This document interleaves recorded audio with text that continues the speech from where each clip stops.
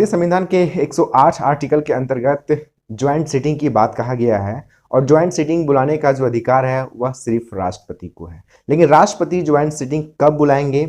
जब कभी भी दोनों हाउस की सहमति किसी बिल पर नहीं बन रही हो और वह बिल डेड हो चुका हो, डेड लॉक हो चुका हो, तो उस केस में ज्वाइंट सिटिंग बुलाया जा सकता है।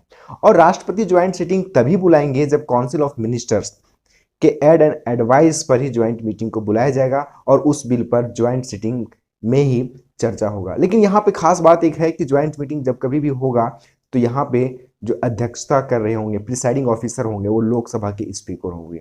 आर्टिकल 108 के अंतर्गत ही आप देख पाएंगे कि जब कभी भी अगर राज्यसभा सहमति जता रहा हो, लोकसभा जब सहमति नहीं जता पा रहा हो उस बिल में, उस कंसर्न में, या फिर लोकसभा के केस में लोकसभा ने अगर इनिशिएट किया है, ओरिजिनेट किया है बिल को और राज्यसभा असहमति जता रहा हो, तो ये दोनों सर्कमस्टेंसेस में ज्वाइंट मीटिंग बुलाया जा सकता है। लेकिन ज्वाइंट मीटिंग कहाँ पे नहीं बुलाया जा सकता है, किस बिल पे नहीं बुलाया जा सकता है, ये बहुत इंपॉर्टेंट बात हो जाता है।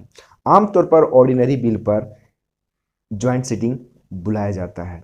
लेकिन अगर आप बात करेंगे मनी बिल के केस में, तो मनी बिल का केस में ज्वाइंट मीटिंग नहीं होता है और ना ही कॉन्स्टिट्यूशनल अमेंडमेंट बिल है में ज्वाइंट मीटिंग होगा, क्योंकि ये दो ऐसे बिल हैं जिसमें दोनों हाउस से बिल को पास करना अनिवार्य है और इसमें ज्वाइंट मीटिंग नहीं बुलाया जा सकता है। तो आर्टिकल 108 के अंतर्गत राष्ट्रपति को यह पावर है कि वे दोनों हाउस को कॉल, मैसेज या इन्फॉर्म करके ज्वाइंट मीटिंग को बुलाया जा सकता है जब कभी भी कोई ऐसा बिल हो जो देश के हित के लिए इंपॉर्टेंट हो और वह डेड लॉक के कंडीशन में हो, तो ज्वाइंट मीटिंग बुलाया जा सकता है।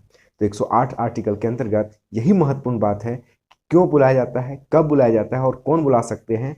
यहाँ पे 3 मुख्य बात याद रखना है। ज्वाइंट मीटिंग में लोकसभा राज्यसभा दोनों एक साथ बैठते हैं और जब कभी भी कोई भी बिल डेडलॉक हो जाता है तो उस केस में यहाँ पर 2/3 मेजोरिटी के साथ में या voting and present and voting के मेजोरिटी के साथ में बिल को पास करवाया जाता है। दूसरी बात है, ज्वाइंट मीटिंग जब होती है तो उसमें प्रिसाइडिंग ऑफिसर के तौर पर लोकसभा के स्पीकर होते हैं, ना कि राज्यसभा के चेयरमैन।